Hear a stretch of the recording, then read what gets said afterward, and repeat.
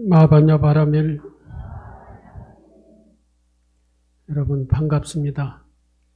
호법법회에서 여러분들 이렇게 뵙는 것이 오랜만이시죠?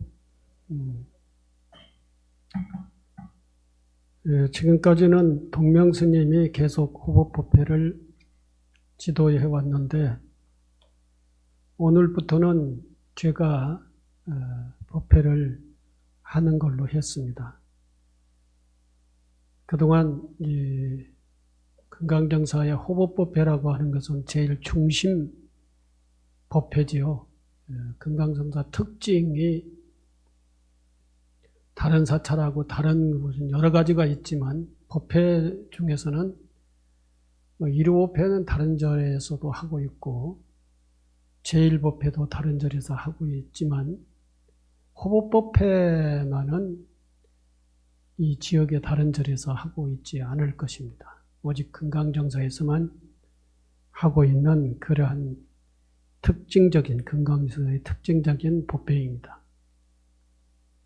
호법법회라고 하는 것은 다 여러 번 말씀을 드려서 다 아시고 계시고 오늘 여기 참석하신 분은 특히 금강정사의 초창기 호법 발언을 다 가입하시고 호법행을 하시는 그런 분들이기 때문에 굳이 말씀을 안 드려도 호법이라고 하는 것은 무엇이다 라고 하는 그 개념을 잘 알고 계실 겁니다.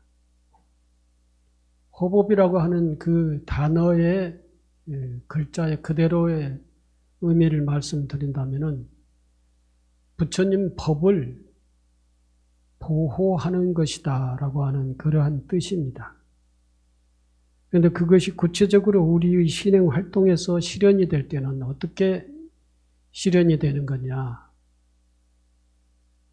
호법이라고 하는 것은 법을 보호한다 라고 하는 그 법을 보호한다라고 하는 그 내용이 어떻게 우리의 신행 활동에서 실현이 돼야 될 것이냐 하는 것은 저희들이 이제 정리를 해가지고 말씀드렸던 것은 복지 활동 호법법회를 통해서 호법 발언금을 내고 그 호법 발언금으로 복지 사업을 한다라고 하는 것이고 교육 사업을 한다. 그리고 주변에 어려운 사람이 있으면 그런 사람들을 어려움지 않게 지원을 하고 도와준다. 또 더 나아가서는 전통 문화 사업을 한다. 이렇게 몇 가지로 이제 규정을 했을 겁니다. 교육, 복지, 문화 사업, 교육, 사찰이 그런 사업을 한다. 그 사업을 호법 발언자, 호법 발언에 가입해서 호법 발언금을 내고 그 발언금을 모아서 그런 사업을 하는 것이다.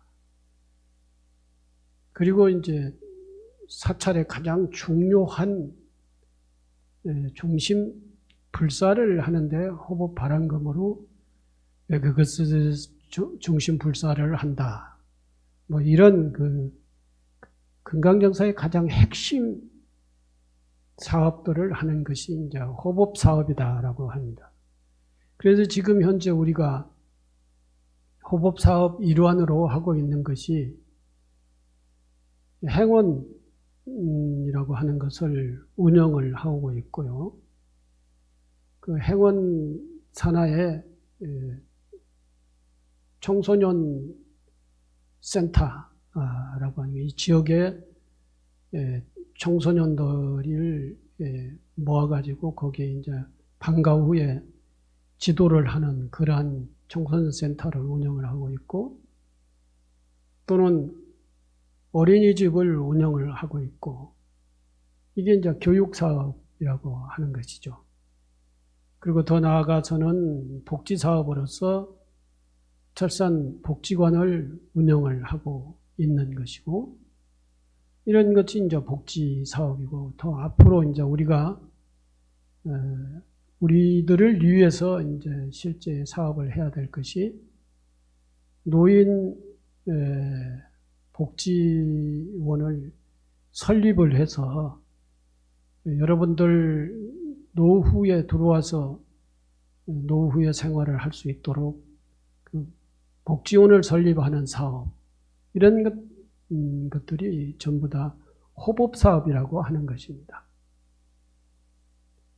그런 호법사업 차원에서 그런 우리 사회, 이 지역사회를, 지역민들을 위하고 또 우리가 호법사업을 위한 그런 사업들을 하고 있다.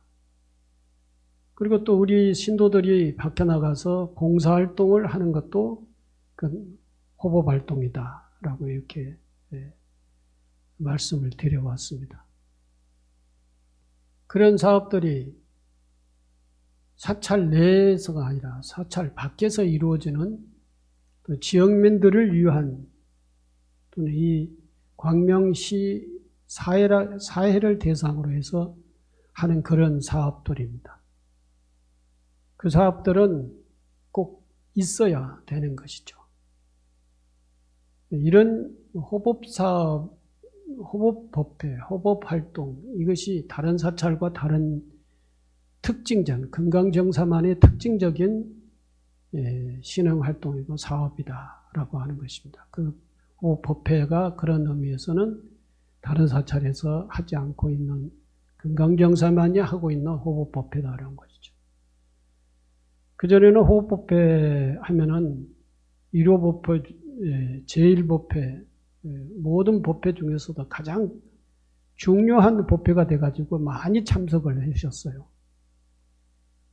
그런데 제가 밖에 나가서 돌아다니는 그 기간 동안에 호법법회의 중요성을 여기 계시는 스님들이 주장 또는 강조를 하지 않고 또 그 호법법회 중요성을 얘기하지 않는 그 상황에서 신도들도 또 호법법회에 대해서 그렇게 소홀하게 가볍게 생각을 해오고 그러다 보니까 이제 뭐 코로나라고 하는 그러한 상황도 있었습니다만은 호법법회 참석률도 뚝 떨어졌어요.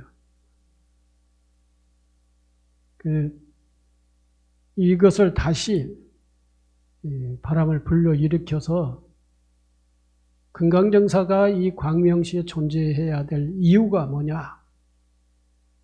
하나의 사찰이 있고 그 사찰에서 스님들이 먹고 살기 위해서 이 금강정사가 이 광명시에 존재하느냐? 절대 그게 아니다라는 것입니다. 바로 이러한 호법사업을 또 호법 실천을 이 광명시에서 실천해내기 위해서 이 금강정사가 이 지역에 존재해야 될 이유가 있는 것이고 금강정사가 또 확대 발전해야 될 이유가 바로 그런 이유다라고 하는 것입니다. 그래서 여러분들을 위해서는 제일 먼저 앞으로 금강정사가 해야 될 것이 이 금강정사 바로 옆에 노인 요양원을 설립하는 것입니다. 이게 그래서 여러분들을 누구보다도 제일 먼저 여러분들을 위한 그러한 시설 사업을 하는 것이 금강정사의 불사도 불사지만 불사 다음에 중요한 1차 사업이 노인 복지 시설을 하는 것이다 라고 하는 것입니다. 그리고 오늘은 법회의 주제는 죽기 전에 꼭 해야 할 일, 여기 계신 분들에 해당되는 그러한 이야기입니다. 그래서 이 주제를 우리가 죽기 전에 꼭 해야 될 일에 대해서 말씀을 드리겠습니다. 이건 또 내 얘기이기도 하더라고요. 이게 본문 준비하다가 보니까 먼저 주보를 소개를 해드리겠습니다. 사람의 목숨은 기약할 수 없고 만물은 덧없이 오래 보존할 수 없다. 하루하루 세월이 지나가는 것처럼 사람의 목숨도 그와 같다.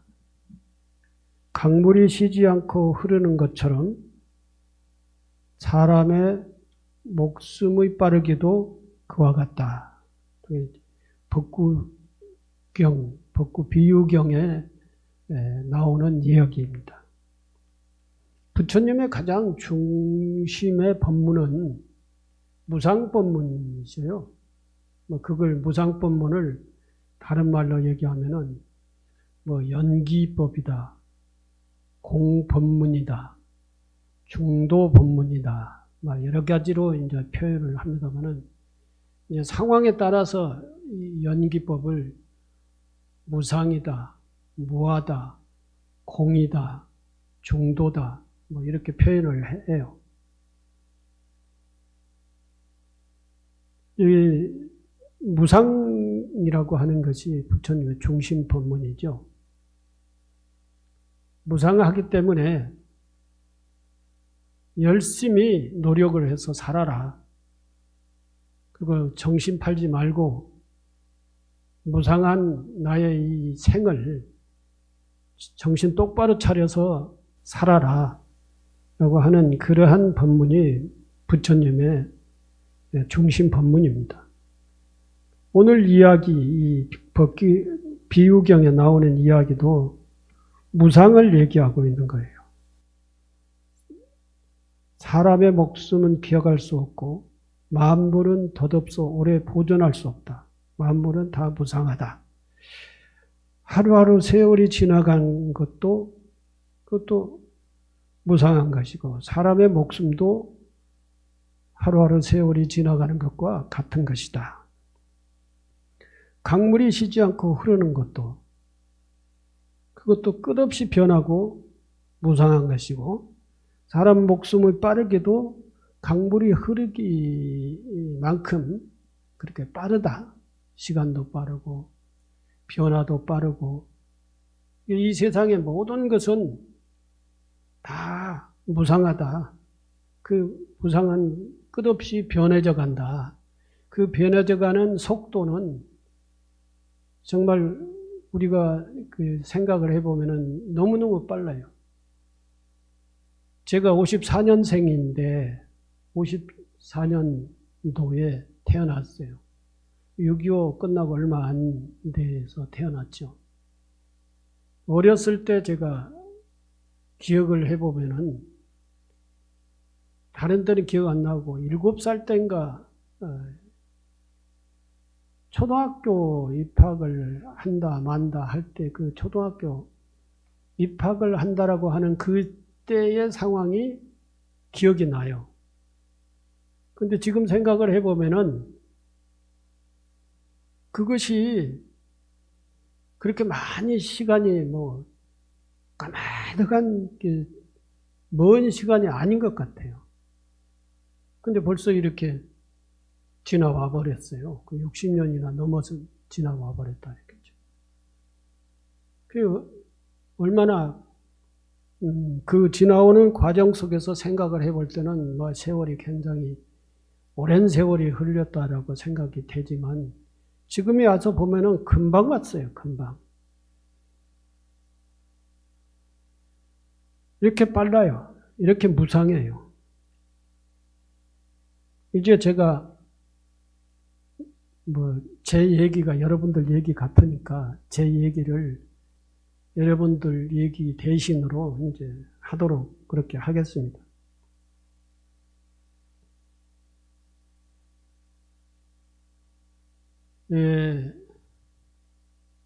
한번 얘기했다고 기억이 되는데 저는 작년 7월 달까지만 해도 저는 제가 나이 많이 먹은 사람이다라고 이렇게 생각을 하지 않고 살아왔어요. 그냥 그 전에 젊었을 때에 팔팔했을 때에 그 팔팔한 그 심정으로 살아왔어요. 근데 작년에 허리를 다치고 병원에 입원을 해다 나와가지고 이 나의 삶을 한번 이렇게 되돌아봤어요. 내가 어떻게 살아왔을 것인가. 근데 되돌아보니까 성찰을 해보니까 굉장히 바쁘게 살아왔던 것 같아요. 쉴 틈 없이 또 열심히 살아왔다라고 이렇게 얘기는 할 수는 없지만 어쨌든 놀지 않고 살아왔던 것 같아요. 근데 내가 뭘 남겼는가, 사람은 죽기 전에 꼭 뭔가 남겨야 된다라고 하는 그런 법은 없지만 그래도 뭔가 이 세상에 와가지고 한 가지 이렇게 의미 있는 일은 하고 가야 되지 않느냐 그렇게 다들 생각을 하지 않습니까? 역사의 한 페이지를 장식을 한다든가 이렇게 그런 측면에서 생각해 보니까 별로 생각나는 게 없어요. 역사에 기록해야 될 내 인생사에서 뭔가 기록해야 될 그런 것들은 없어요. 여러분들도 아마 저하고 별게 다른 게 없을 거예요. 근데 여러분들이 저하고 다른 것은 후손을 낳아서 길러서 이제 후손이 지금 전부 다 어른이 돼가지고 사회 구성을 하고 살고 있다라고 하는 그건 굉장히 나보다 다른 거죠. 저는 후손을 만들지를 안 했으니까요. 어쨌든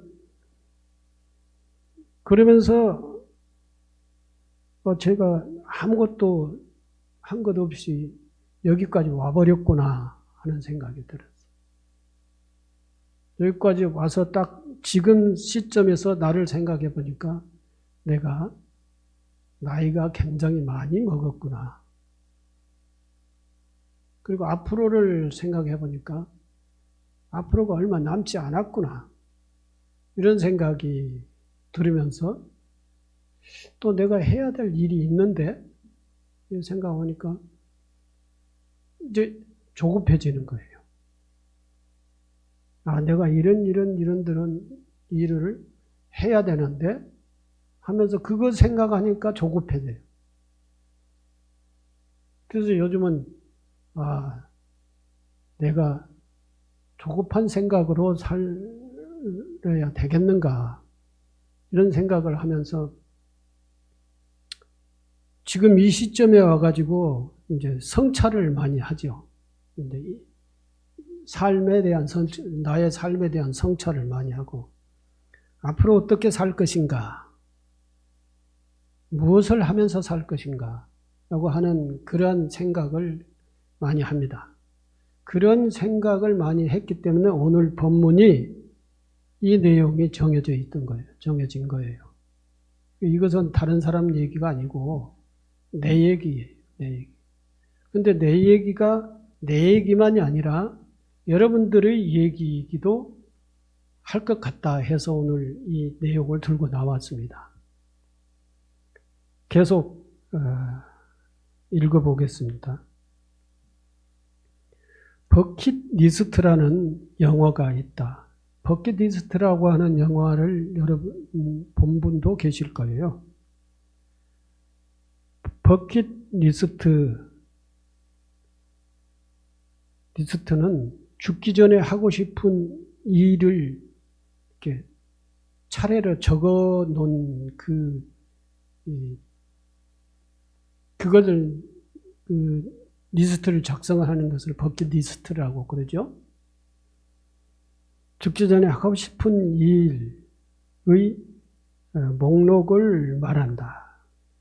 영화는 그 버킷리스트라고 하는 영화는 자동차 정비사 카터라고 하는 사람, 또 재벌 사학가 에드워드라고 하는 사람이 이제 두 사람이 나와요, 영화에.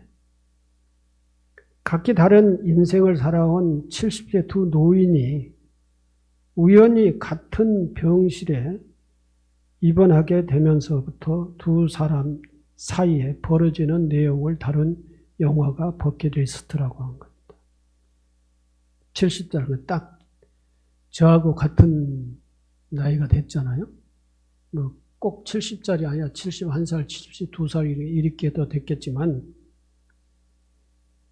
70대 두 노인이 우연히 같은 병실에 입원하게 되면서부터 두 사람 사이에 벌어지는 내용을 다룬 영화가 버킷리스트라는 것입니다.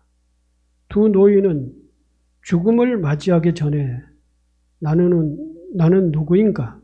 어떻게 살아야 할 것인가? 를 정리할 필요가 있다라는 너무나도 중요한 공통된 생각을 하게 된다.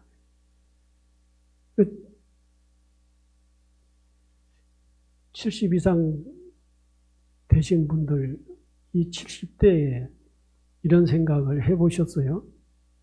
뭐 무르나 마나 다 해보셨겠죠. 나는 누구인가? 어떻게 살아야 할 것인가를 정리할 필요가 있다라는 너무나 중요한 공통된 생각을 하게 됩니다.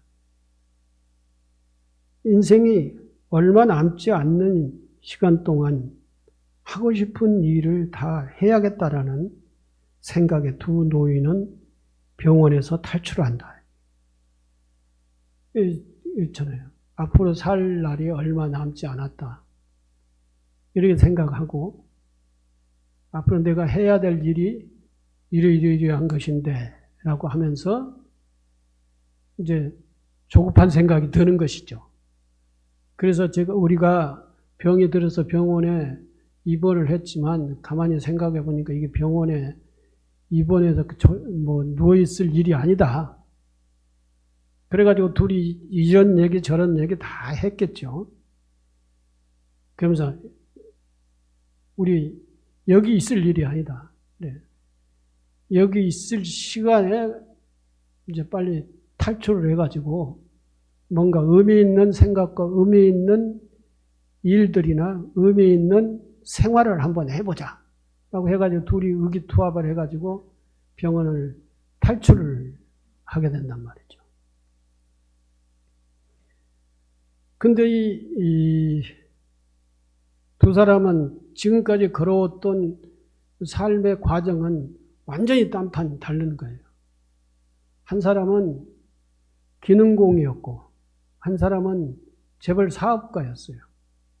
그러니까 재벌 사업가의 생각과 기능공의 생각과 다를 거 아니에요. 삶의 경험이 다르기 때문에 생각의 폭도 다를 거 아니에요.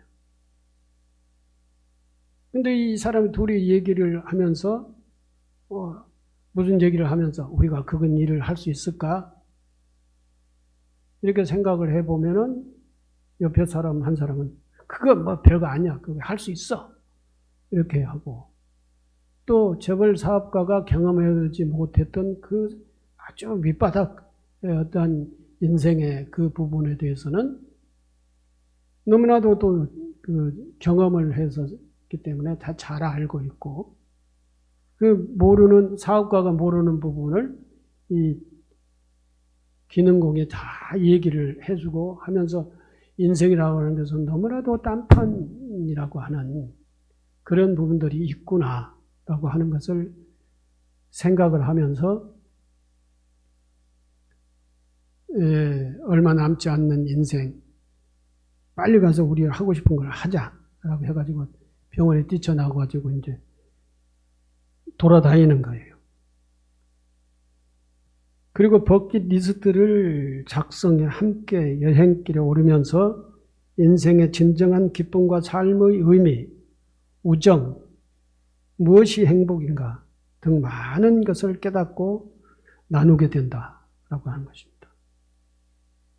여기서 두 사람이 똑같은 인생 길을 걸어왔다면 아마 둘이 의기투합이 안 됐을 거예요. 똑같이 기능공으로서의 인생을 살아왔더라면은 의기투합 돼가지고 병원 탈출을 못했을 수도 있어요.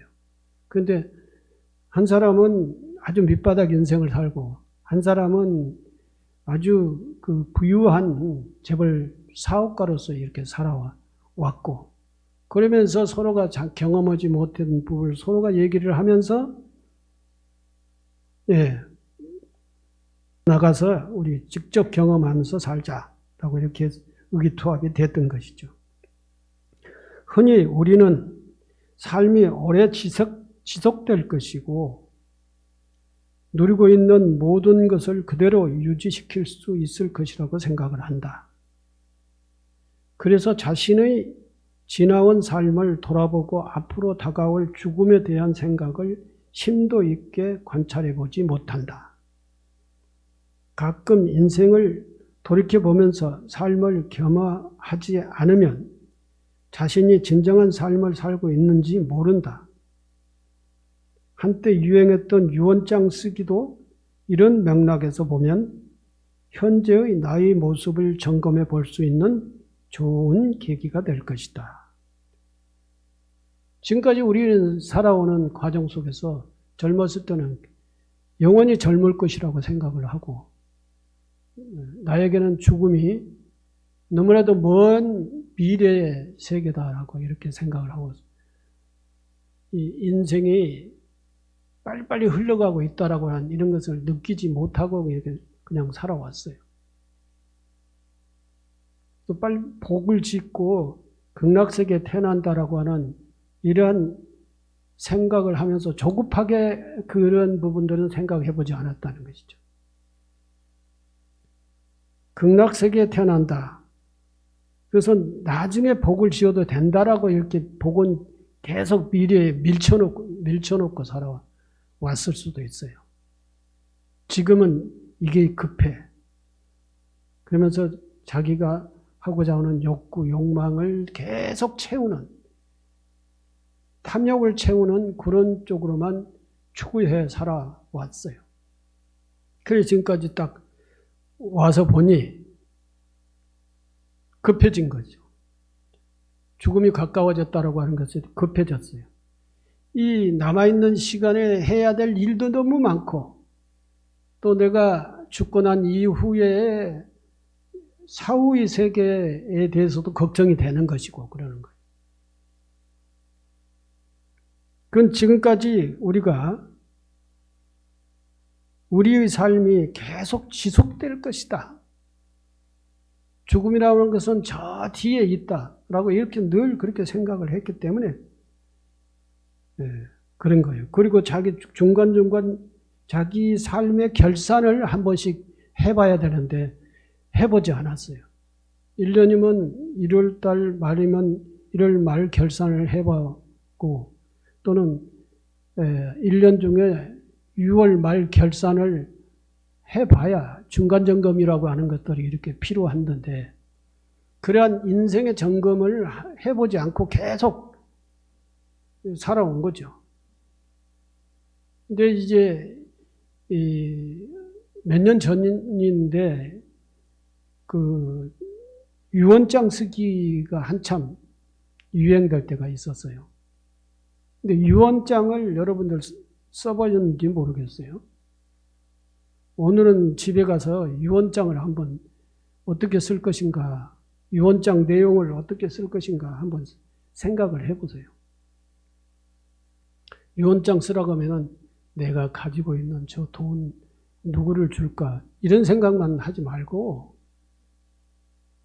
내가 어떻게 살아왔는데 그런 그 자기의 성찰, 자기의 반성, 자기의 미래 이런 것들을 생각을 하면서 물론 지금 본인이 가지고 있는 여러 가지 재화들을 후손들에게 어떻게 물려줄 것인가 이것도 굉장히 중요한 부분이죠. 현실적인 부분이죠.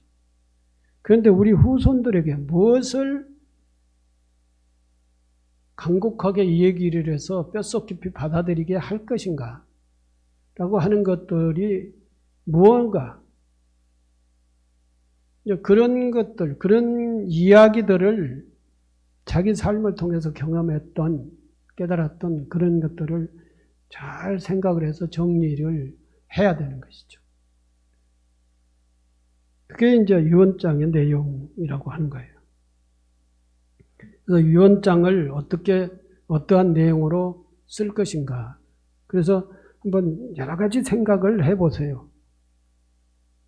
이것도 애들한테 얘기해 주고 싶고, 이것도 얘기해 주고 싶고, 그러면서 두 부부가 만나서 똑같이 유언장을 쓸 수 있어야 돼요. 그 유언장을 우리는 이렇게 씁시다 라고 이제 합의를 해서 하든지, 아니면은 거사가 꼽을 쳐놓은 것이 있고 내가 꼽을 쳐놓은 것이 따로 있고 뭐 이런 것이 있으면은 유언장이 서로가 통합이 안 되는 것이죠. 그때 유언장 쓸 때 꼽을 쳐놓은 것, 거짓말한 거 있으면 다 까놓고 얘기를 하면서 유언장을 어떻게 통합적으로 쓸 것인가 이런 것도 한번 해봐요. 그러면 두 분이 같이 인생을 성찰을 하는 그런 계기가 되는 것이죠. 정 안 되면 혼자 쓰시든지. 우리는 스스로 버킷리스트를 작성해보며 삶을 어떻게 살아야 할지 진지하고 또 진지하게 고민할 필요가 있다. 내 삶은 내가 개척하고 완성해 가는 것이기 때문이다. 자기 삶은 그 누구도 대신 개척해 줄 수가 없습니다. 내가 개척하는 것이고 내가 내 삶을 지어가는 거예요. 아무도 내 삶을 살아주지 않아요. 그렇기 때문에 진지하게 고민을 하고 내 삶을 정리를 해가야 돼. 죽음을 목전에 두고 지나온 인생에 대해 후회를 하는 것은 너무나도 슬픈 일이다. 지나간 시간은 다시 돌아올 수 없다. 시간은 어김없이 오늘도 쉬지 않고 흐르고 있다. 그동안 해보고 싶었던 일에 과감히 도전하라. 그리고 햇불처럼 자신을 태워 세상을 밝혀야 하리라. 이것 때문에 못하고 저것 때문에 못하고 이것이 걸리고 저것이 걸려가지고 못해왔던 하고 싶었던 일들 그것도 한번 과감히 한번 정말 남을 해를 끼치는 일이 아니라고 한다면은 과감하게 해보라 이런 거죠. 의미가 있는 일이. 지금이 와가지고 뭘 망설일 게 있습니까? 미국에서 석유 사업으로 대재벌이 된 록펠러는 53세가 되던 해 불치병과 우울증으로 앞으로 1년도 살기 힘들다고 의사에게 선고를 받았다. 록펠러 다 아시죠? 세계 가장 큰 재벌이었던 사람이잖아요. 석유 사업가. 그 사람이 53세가 되던 해에 불치병에 걸렸어요. 우울증이 걸렸고 그래서 1년도 못 산다고 이렇게 의사가 판정을 했던 거예요. 스티브 잡스도 여러분들 아시잖아요. 핸드폰의 대발명가인가라고요. 그래가지고 이 세상에 다 지금 오늘날 얘기 정보화 사회를 다 이렇게 진전시켜 놓은 사람이 스티브 잡스잖아요. 그 사람 돈을 얼마나 많이 벌었습니까? 근데 그 사람이 무슨 병에 걸렸죠? 네? 췌장암. 췌장암은 췌장에 문제가 생기면 당뇨라고 하는 것이죠. 당뇨병에 걸리면은 췌장에 문제가 생길 수도 있어요. 그 많은 돈을 가지고 지금처럼 이렇게 발전된 의술의 세계에서 췌장암 하나 고치지 못해가지고 죽어야 되는 거예요. 죽음을 맞이할 수밖에 없었던 것이죠. 록펠러도 세상에 엄청 돈을 많이 벌었는데 앞으로 1년밖에 못 산다라고 딱 선고를 받았을 때 그 사람의 심정이 어떻겠습니까? 이런 삶을 살아왔다 이거죠. 록펠러도 스티브 잡스도 췌장암을 걸릴 수밖에 없는 그런 삶을 살고 이 사람도 불치병, 우울증을 걸릴 수밖에 없는 그런 삶을 살았다는 거죠. 그래서 지금은 이제 대전환을 해야 될 때다. 그런 것을 느꼈을 때 돈을 버는데 평생 몸을 바친 록펠러에게 의사의 선고는 청천벽력과도 같은 소식이었다. 그날 이후 록펠러는 지금까지 살아온 자신의 삶을 돌이켜보았다. 자신의 삶을 성찰해 보니까 그동안 자신의 이익을 위해서 수단과 방법을 가리지 않고 앞만 보고 달려왔다는 생각이 들었다. 그 후 록펠러는 지금까지 전혀 다른 삶을 살기로 마음을 다짐하고 완전히 자기 삶의 방식을, 내용과 형식을 다 바꿔버린 거죠. 지금은 계속 돈이면은 상대방이 죽든 어떻든 상관없이 그 상대방을 싸워서 경쟁해서 이기면은 그냥 갔던 거예요. 그런데 지금에 와서 생각을 해보니까 자기 목숨이 1년밖에 안 남았다라고 하는 이 상황에서 자기 삶을 되돌이켜 생각해 보니까 그 삶이 너무나도 매정하고 비정하고 정말 인간답지 못한 그러한 삶을 살아왔다는 것이죠. 그래서 지금부터는 지금까지 살아온 삶의 방식을 완전히 바꿔버렸다.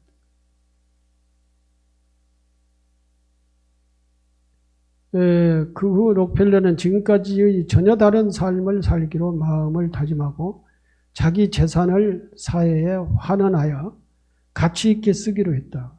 세상의 최고의 부자가 자기가 가지고 있는 모든 그 재화를 다 내가 아닌 다른 사람을 위해서 쓰기 위한 그러한 그 생각으로 바꾼 거예요. 그는 교육과 의학 발전을 위해 거금을 기부하고 자선단체를 적극 도왔다. 또 록펠러 재단을 설립해 무려 5억 달러가 넘은 엄청난 돈을 인류의 복지를 위해 내놓았다. 5억 달러가 하면은 그 규모가 얼마나 되는지 잘 상상이 안 가죠. 저도 상상이 안 가요. 5억 달러? 5억 달러 그까짓 거 내놓고 이거 읽을 때 그렇게 생각을 했었어요. 숫자만 보고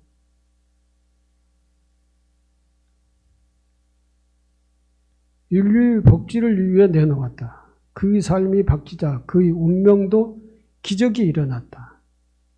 1년을 넘기기 어렵다던 그가 그 후 무려 44년을 더 살면서 자선사업을 했다라고 하는 것입니다. 그래서 여러분들도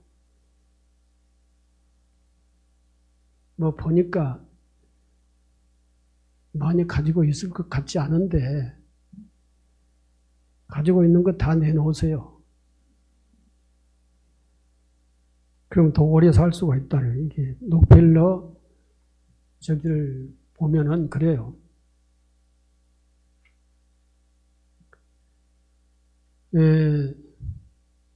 마음을 바꾸면은 인생이 바뀌는 거예요, 인생이. 마음을 바꾸면은 병도 바뀔 수가 있는 거예요. 마음을 한번 개심을 하면은 이 세상 인생 자체가 다 바뀔 수가 있는 것이죠. 인생은 강물처럼 쉬지 않고 흘러간다.